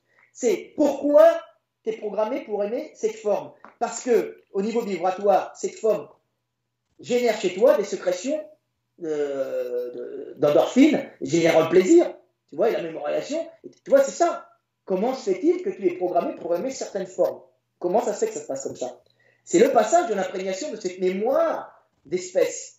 Mais cette mémoire, si tu arrives à imprimer la forme d'un cul de femme, tu vois bien que l'imprégnation génétique, un petit, on est programmé pour aimer certaines formes, tu vois, des gros seins, tu vois, des mamelles, des fesses, et puis tu peux dégager l'enfant de son milieu, comment dire, de son milieu culturel, il restera programmé pour de certaines formes, tu vois, pour une attirance, des odeurs, tu vois, des odeurs, mais les odeurs, c'est vibratoire aussi, mais les sons, c'est la même chose, tu comprends? Certains sons vont t'influencer, donc certaines odeurs. Donc, on est programmé pour réagir à certaines formes, à certains sons, et au bout d'un moment, la religion rentre dans ta programmation génétique. Donc, on est de Dieu avec Dieu, on doit croire en lui, tu vois. C'est ça. D'où le grand problème de l'école laïque actuellement, et c'est une honte, c'est d'avoir voulu faire la République indivisible et laïque, je sais pas quoi, là, toutes les conneries qu'on entend en France. Le problème, c'est que la France, c'est un pays caste, donc il n'y a pas d'espoir de monter socialement en France. Mais Non, avant, mais c'est une nouvelle religion qui veut remplacer les autres. Hein, ouais, mais avant tu étais calmé par le évident. fait de dire, bon, je ne monte pas socialement, mais j'irai au paradis voir le petit Jésus. Exact, exact. Maintenant, tu ne montes pas socialement, mais en plus, tu te dis qu'après, c'est le néant. Ouais. Donc, tu es dans la merde t'es dans la merde, et c'est quoi? C'est la haine, la jalousie, les antidépresseurs, le hashish, et tu deviens une société débile. Donc, c'est pour ça que je dis qu'il faut réintégrer la religion. Ouais. Moi, je m'en fous d'y croire. Je suis comme Confucius ou Lao Tzu. L'important, c'est le rituel. C'est pas la réalité du rituel. Tu comprends? C'est ça qui stabilise les gens. Faire les rituels ensemble et avoir une religion. Mais qu'elle soit juste ou fausse, que ça soit vrai ou faux, tu as besoin de l'avoir pour stabiliser les gens et pour te désangoisser. Mais, de toute façon, moi je crois profondément en Dieu, mais d'une façon plus pragmatique, puisque j'ai dit tout le temps. Oui, mais je pense que les gens comprennent mal ce que tu dis. Moi, je comprends bien ce que tu dis. C'est une approche très métaphysique, très élevée. C'est pas tu es pas dans l'approche mange pas du poisson tel jour, mange pas ci, fais pas ci, fais pas ça. Ça, c'est éventuellement, comme tu dis, du rituel, et c'est de la gestion de masse, quoi, de la gestion de foule. Voilà. C'est Mais comme je dis tout pas. le temps, quand je suis avec des musulmans, parce que je me fais attaquer, parce que j'ai des amis musulmans, je suis avec des musulmans, je me conduis comme un musulman. Pourquoi? Quand je suis majoritairement, quand ils sont majoritaires. Pourquoi? Pour m'intégrer au groupe des musulmans, pas créer de... Mais quand je suis avec des chrétiens, je me conduis comme un chrétien. C'est normal. À Noël, je fête le petit Jésus. Tu comprends? Quand on est en groupe. Par contre, quand on est en minorité, je dis tout le temps aux gens, quand vous êtes en minorité, comportez-vous comme la majorité, ou vous allez générer des troubles et vous allez générer des problèmes. Et vous serez les responsables. Oui, après, C'est ce que je dis pour le burkini, je veux dire, ou le burkini ou le voile. Il ne faut pas l'interdire, c'est ridicule. Mais l'intelligence veut que vous ne le mettiez pas pour pas, en période de conflit, générer des réactions agressives pour des gens qui sont dans un milieu où il y a des attentats, où il y a tout. Donc vous allez générer de la haine, même si elle est stupide contre vous, vous êtes innocent, alors que vous pouvez l'éviter. Oui, quel est l'intérêt? C'est de la provocation inutile. C'est de la provocation inutile. Et Dieu veut le bien du groupe. Tu vois? Donc, si tu es vraiment une bonne musulmane, tu ne le mets pas pour ne pas faire chier la majorité. Non, mais de la même manière que tu es chez les musulmans, tu ne te balades pas à tu vas poil. les faire chier. Tu te balades pas à poil sur une plage en Arabie Saoudite. Non, tu ne vas pas les emmerder. Là, tu vas finir en tôle. Tu vas finir en tôle. Ils vont même te tuer, peut-être. Je ne sais pas. Parce que c'est comme ça chez eux. Et puis voilà. Et puis moi, ça ne se discute pas. Mais chez nous, vous vous comportez comme chez nous. Comme chez nous. Voilà. Tout simplement. Quand je suis en Hongrie, je parle mal hongrois, mais je suis hongrois. Tu as vu, j'ai mis, comme j'avais montré sur la vidéo, j'ai mis les insignes du pays sur ma maison. Tu vois, je construis dans le style du pays, je fête les fêtes du pays avec eux et je bouffe du cochon. C'est normal. Pourquoi? Pour m'intégrer au groupe dans lequel je suis. Comme étant confucéen profondément, Confucius, il disait tout le temps, le rituel est ce qui est le plus important. Est-ce qu'il y croyait? C'est un Chinois. Non. Il est pragmatique. Mais il sait que le rituel unit. Et ne pas le faire désunit le peuple. Et c'est la guerre. Pas bon. Quand le peuple est désunis, c'est la guerre. Et c'est ce qui nous arrive en ce moment en Europe. C'est ce qui nous arrive actuellement. Alors moi, j'ai trouvé des solutions avec mes amis. Vous voulez des mosquées? Et mes potes musulmans disent la même chose. Nous, on a besoin de mosquées. Mais pour pas choquer, il faut les faire dans le style des églises. Dans le style de l'église locale. Mais franchement, oui. Je fais une mosquée. Et mes amis musulmans sont des gens violents, parce que c'est des berbères. C'est pas violent parce qu'ils sont musulmans, ils sont violents parce qu'ils sont berbères, mais qui ont un sens de la justice, parce qu'ils ont Mohamed derrière. Mohamed, c'est le sens de la justice. Ils disent, c'est pas les salafistes saoudiens débiles qui viennent avec des pressions derrière pour déstabiliser l'Europe. Hein. C'est les berbères, c'est les Algériens, c'est autre chose. Nous, on a de la chance quand même on a la chance de ne pas avoir les Saoudiens, on les a, ils commencent à faire chier là, mais d'avoir des gens qui en fin de compte ne sont pas si éloignés que nous dans la morale, même s'ils sont brutaux, tu vois, parce qu'ils sont brutaux. Ils disent, autant avoir une mosquée dans la forme d'une église. En Chine, les mosquées ont des formes de temples shintoïstes et des pagodes. Voilà. Il n'y a pas de souci. Et puis, pourquoi mettre un truc tout noir pour faire chier le monde? C'était fait pour ne pas faire sortir les femmes, pour éviter les conflits, parce qu'il y avait la limitation de naissance. Bien sûr. On les met toutes noires, il fait chaud, donc elles ne sortent pas beaucoup, elles restent à la maison, elles font des enfants, et on les donne aux plus riches qui pourraient les nourrir, parce qu'il n'y a pas assez de calories en Arabie. C'est très pragmatique. Et attends, quand je dis ça, je ne valide pas, je ne dis pas que c'est génial pour les femmes. Mais c'est pour eux. Il y a pas d'autres moyens. C'est des trucs primitifs mis en place pour faire la régulation de naissance et éviter de monter en surpopulation dans un milieu aride. C'est vrai. C'est tout. Tu vois? Mais ces pratiques qui sont habituées, qui sont faites pour l'Arabie du 7e siècle, n'ont rien à faire en Europe. Bien sûr. Et autant faire s'habiller comme en Europe. Si tu veux couvrir tes cheveux, tu te mets un petit foulard, comme dans les années 60, les nanas avaient un petit foulard. Oui, d'ailleurs, beaucoup de musulmanes dans la rue qui ont des petits foulards coquets, souvent tu les vois, elles sont très coquettes, les ongles, elles sont très belles, avec les ongles et tout. Ça, elles posent aucun problème, elles sont tout à fait acceptées partout. Il n'y a personne qui les regarde de travers. Là où j'ai remarqué que les gens commencent aujourd'hui sérieusement à regarder de travers, ce sont les voiles intégraux et encore pire, ceux qui cachent le visage. Parce que cacher le visage, chez nous, en Europe, c'est inacceptable.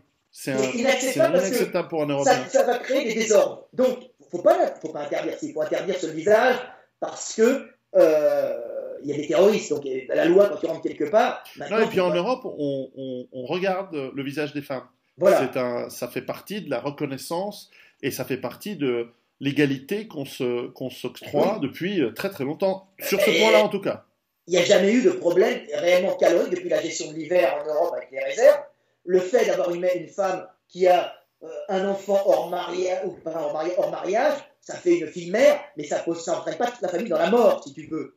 Alors qu'en Arabie Saoudite du 7e siècle, une gamine qui avait un enfant et l'homme était parti ou l'homme n'avait pas d'argent, on mourait. Ah ouais, mal barre, ouais. Donc, on donne la fille aux riches ou aux voisins ou aux cousins qui peut protéger la terre avec eux, parce que la terre vaut tellement cher que les mecs ils sont capables de venir trancher le cou pour te la prendre.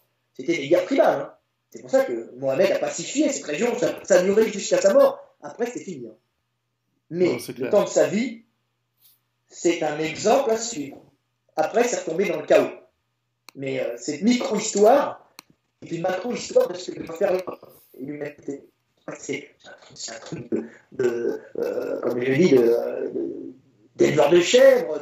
C'est vraiment c'est micro. Hein. C'est pas, c'était des guerres avec très peu de personnes. Hein. Oui, bien sûr. C'était pas les guerres romaines, c'était 1000, 1500, 1700. C'était les maximums de combats, je sais pas, moi je me souviens plus, mais ça devait être 1000 mecs, je sais pas. Oui, j'avais lu un livre qui était spécifiquement sur l'islam en guerre à cette époque. Évidemment, il traitait beaucoup des batailles qui ont eu lieu d'abord entre les tribus arabes qui ont été réunies, puis ensuite entre les tribus arabes qui ont fait des raids contre la Perse.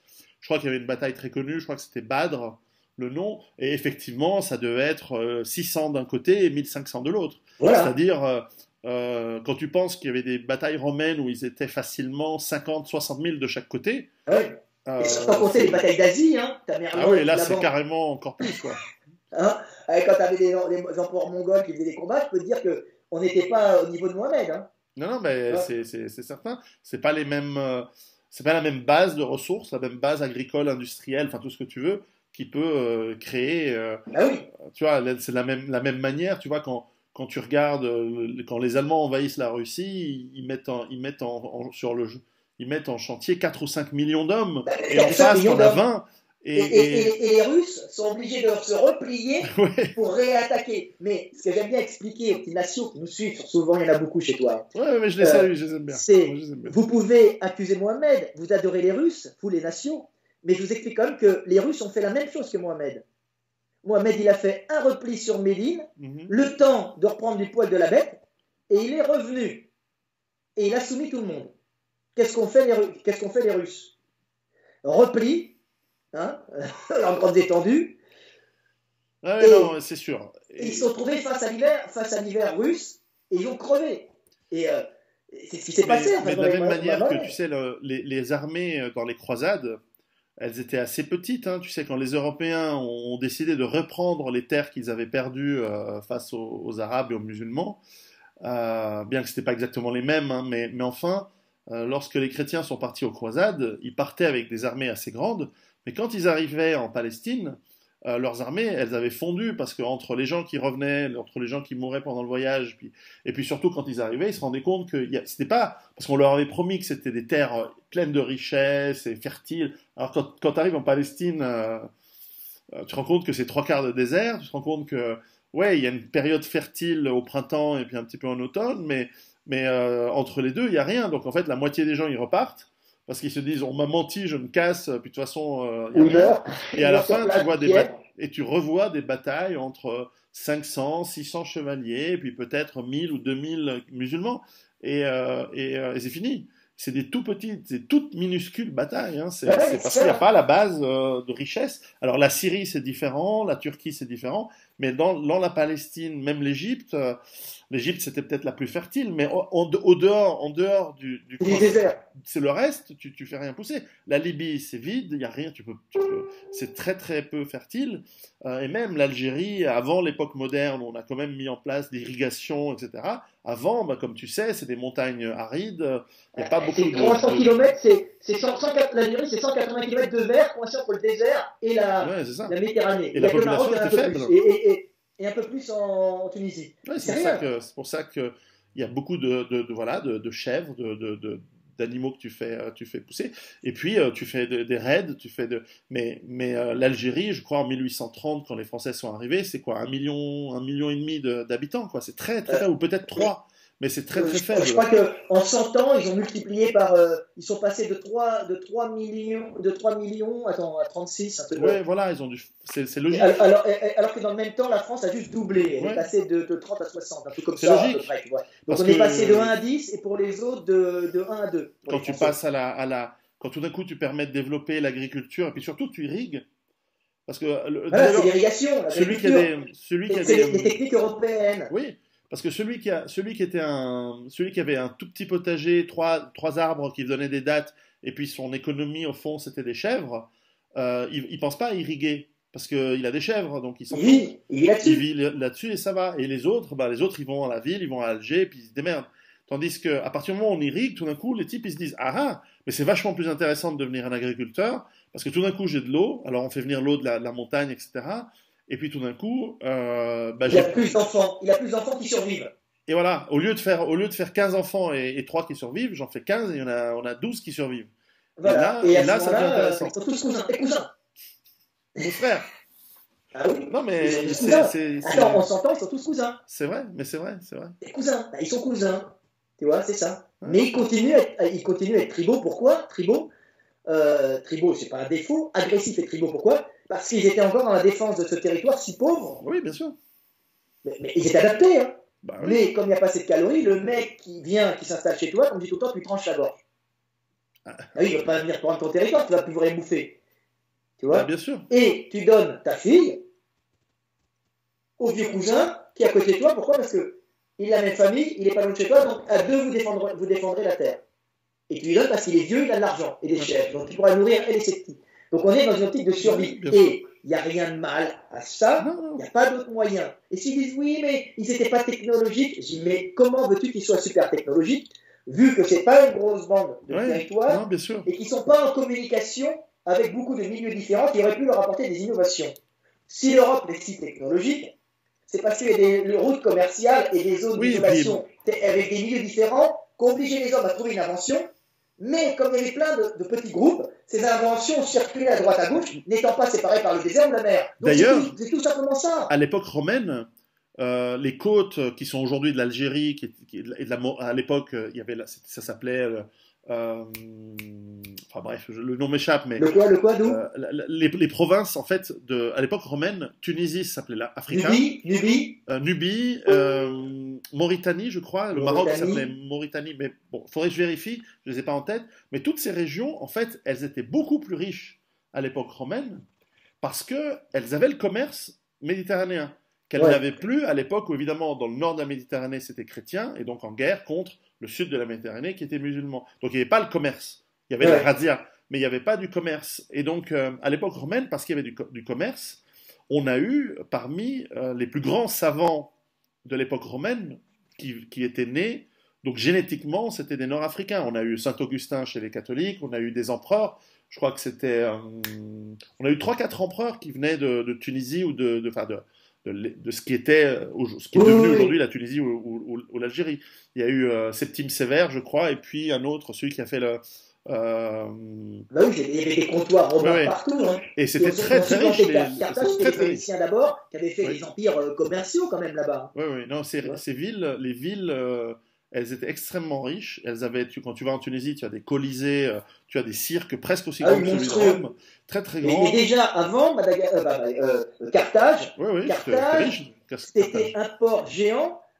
C'est un des rares trucs que tu vois sur Google. Oui, c'est magnifique. Le port de Mars. Que tu vois de satellite. C'est-à-dire, t'imagines que Carthage avait déjà fait, alors ça doit être avec la Grande Muraille de Chine, les rares trucs antiques que tu vois de l'espace. Ah ouais, non, c'était des mecs... Le port de Carthage, tu regardes d'en haut, tu le vois, t'as une certaine, à 10 km, 20 km. Non, ils sont très bons. Ils étaient très bons. C'est fabuleux. Et donc, mais c'est parce qu'il y avait plus de richesse. Et donc, plus de richesse permet d'avoir une pyramide plus élevée. Donc plus de gens qui sont entre guillemets oisifs, c'est-à-dire qui vivent sur le travail des autres, mais qui peuvent permettre de vivre par leur intellect, c'est-à-dire qu'ils deviennent des avocats, des juristes, mais aussi des savants, des scientifiques. Alors que si tout le monde doit juste s'occuper des chèvres et aller cueillir les dattes, bah t'as pas le temps d'être scientifique et de philosopher. Et c'est vrai qu'il y avait des grands savants de l'époque romaine qui étaient nés et vivaient dans ces régions du nord de l'Afrique. Voilà, donc juste pour dire que il n'y a pas une prédestinée génétique. En revanche, il y a un conditionnement social, et tu as tout à fait raison, il est basé sur la base calorique potentielle Ah oui, qui c'est est la évidemment calorie liée à surtout. l'économie. Si l'économie elle est toute petite, bah, elle sera faible. Si l'économie, notre monde d'aujourd'hui, il est très riche parce qu'il y a énormément de commerce. Ouais. Et il a un savoir exponentiel grâce à Internet. Ouais, ouais. C'est-à-dire que maintenant, le savoir s'exporte avec la vitesse d'un clic. C'est-à-dire que tout le monde peut avoir accès à toutes les conneries, mais tout le monde peut avoir accès au plus Toutes grand les savoir. Donc connaissances, ouais, c'est sûr. on a une explosion du savoir, des recherches des inventions fabuleuses grâce justement à la mise en place de ce cerveau planétaire Ouais. dont nous sommes les neurones et dont les réseaux sociaux sont les connexions synaptiques. Et Tu vois. malheureusement, il y a des tentatives très fortes en ce moment de censure et de contrôle. Plus ce qui m'est arrivé, hein. Ouais, oui, Ils bah, m'ont c'est incroyable. éradiqué pur et dur, je ne sais pas pourquoi, mon compte Facebook. J'ai rien dit de particulier, éradiqué sans raison. C'est-à-dire que pour éradiquer un compte Facebook, c'est un viol, hein, avec toutes mes données dedans, hein, c'est-à-dire les photos, les voyages, les relations, heureusement je duplique tout, il faut avoir un sacré pouvoir, t'imagines. Donc on se demande s'ils ne veulent pas bloquer l'accès à la connaissance, Ouais, c'est que je possible. ferais, pour empêcher les gens de devenir des hommes libres et de s'affranchir de notre oligarchie du pouvoir, de nos dirigeants, qui deviennent trop parasites et qui ne servent plus à rien. On est à l'époque, C'est bien un possible. peu comme les Égyptiens, tu sais, vous allez construire des pyramides pour oublier que nous régnons et que nous n'avons pas vraiment, nous n'avons plus de raison de régner. Tu vois. Donc, on essaye de faire taire la naissance de la conscience chez les gens. C'est bien Tu vois. possible. C'est bien possible. C'est Frédéric, un peu ce qui se passe. Hein. il est. Il Oui, est 0h05 pour en revenir, on va terminer rapidement, oui, à l'angoisse. oui. Les Européens ils ont fait récemment, ils sont aperçus que les Européens étaient des dépressifs, alors que les Africains ne le sont pas. Non, ça c'est Et vrai. ils se sont aperçus que ça venait de Néandertal, ce que j'avais dit. Et alors, Uh-huh. c'est pourquoi on est dépressifs, nous les Européens, parce qu'on a l'hiver, on est obligé de prévoir l'hiver, donc on est programmé pour anticiper la mort de la nature, donc des variations cycliques dans l'apport calorique. Donc, seuls survivent ceux qui ont ces angoisses, donc ces peurs de l'avenir, ces angoisses qui les forcent à accumuler, à bâtir et à créer pour se prémunir contre le froid, contre le manque calorique, tout simplement. Donc, c'est déjà présent chez Néandertal et on a dû sûrement en hériter. Et alors, les gens disent oui, alors, ils ont des addictions à la nicotine, tu vois, en fin de compte, c'est des addictions qui calment l'angoisse en réalité. Alors, ils n'avaient pas de nicotine, mais ils avaient les addictions à la nicotine parce qu'en vérité, ils avaient derrière l'angoisse et de l'hiver et ils nous ont passé. Et comme on peut dire, nous, on a peut-être généré des mutations d'angoisse, nous aussi, indépendantes de celles des Néandertaliens, mais il faut se dire qu'on a visiblement les métis néandertaliens, il n'y en a pas eu beaucoup, mais ceux qui ont survécu ont transmis à tout le monde Bien sûr. les gènes pour être angoissés et prévoir l'avenir comme un néandertalien. Ah, Donc ça. c'est marrant à voir qu'il y avait... Et alors, les mecs de oui, mais la dépression n'apporte rien. Alors là, j'ai oublié d'expliquer ce que c'est. La dépression, c'est tout simplement le fait que le système nerveux est HS. Il est HS pourquoi ? Parce qu'il a trop fonctionné.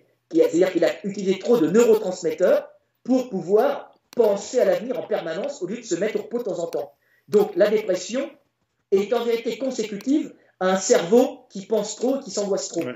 Mais quand il y a la dépression, il ne pense plus. C'est un système qui fait hop, stand-by. Ah oui. Bon, le pendant, c'est que ça nous permet d'envoyer les hommes sur la Lune. Ouais. Donc ça, c'est vrai que bah, c'est le donnant-donnant. C'est-à-dire, c'est comme, tu sais, en génétique, on voit très bien que, par exemple, on remarque, par exemple, aujourd'hui qu'il y a un lien très, très fort, une corrélation très forte entre haut quotient intellectuel et maladie cardiovasculaire. Mais génétique, pas à cause de la bouffe. Hein. C'est pas parce qu'évidemment, tu bouffes des chips toute la journée, tu vas choper un AVC, quoi, ou un arrêt cardiaque. Mais ils montrent, par exemple, qu'ils avaient fait un test chez les juifs ashkénazes où le QI moyen est très élevé, mais la proportion de problèmes cardiaques, elle est genre disproportionnée, mais à un point genre gigantesque.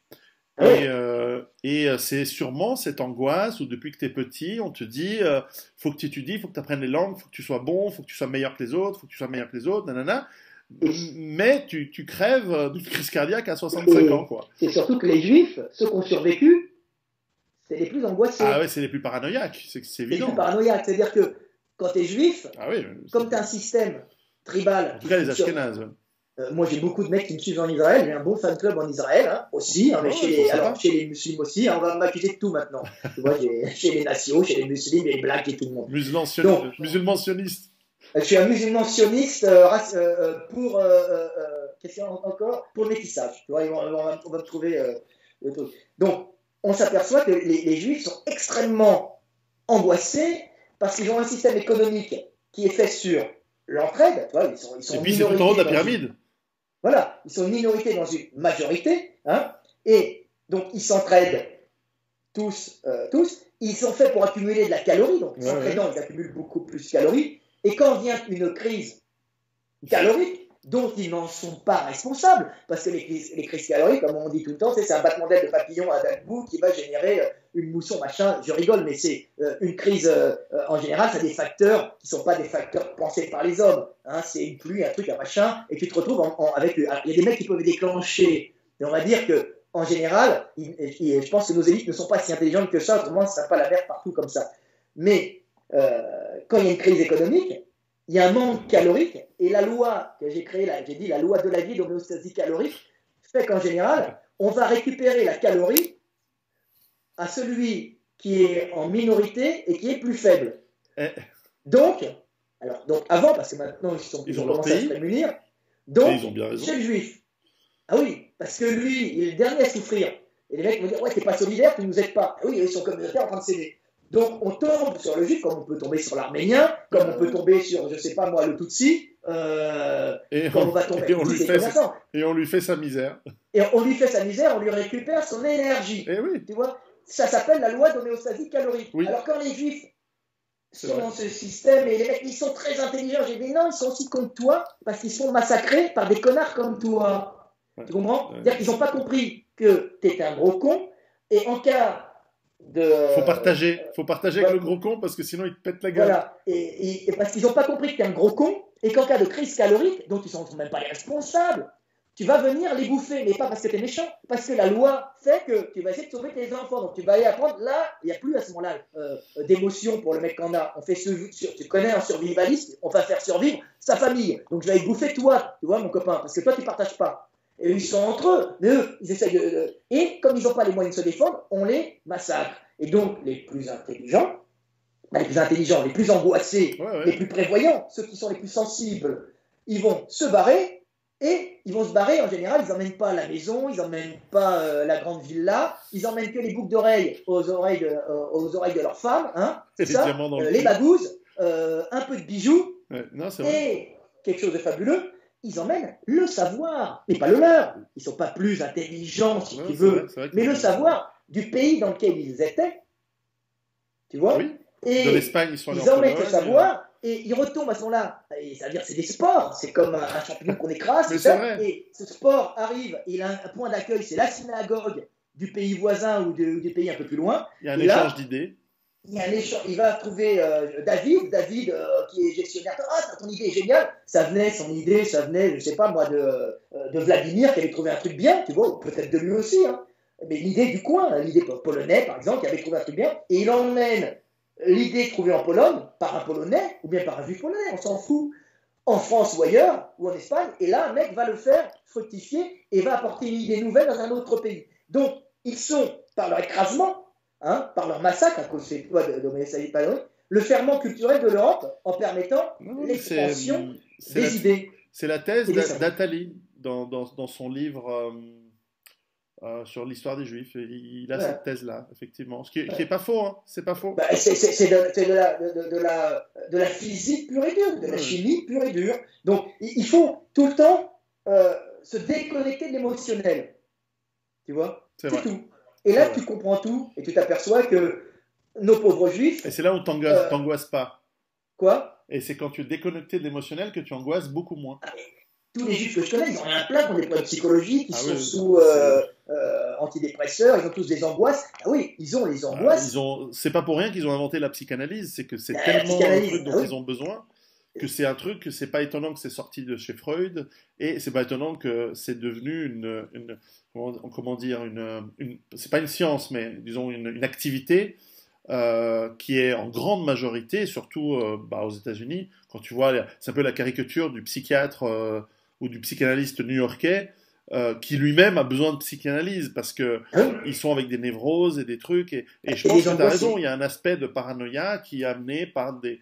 Alors là, la persécution qui est amenée par le fait d'avoir été paranoïaque et donc il y a un cycle qui commence à l'époque de Babylone, quoi. Et le fait de réaccumuler après avoir tout perdu. Oui. Ils ont un besoin d'accumulation comme l'Européen, l'Européen a besoin d'accumuler, c'est des Européens, mais exacerbé par leur judéité, tu vois.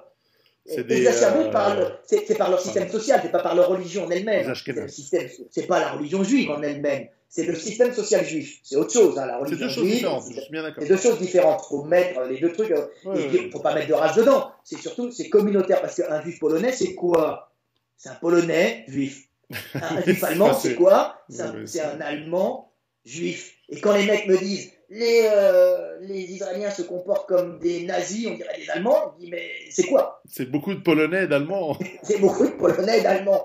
Les mecs, revenez sur Terre. Et de Russes maintenant. Un chien ne peut pas faire un chat. Ben oui, mais ils sont juifs. Ben oui, mais c'est un Allemand à qui tu mettrais une kippa.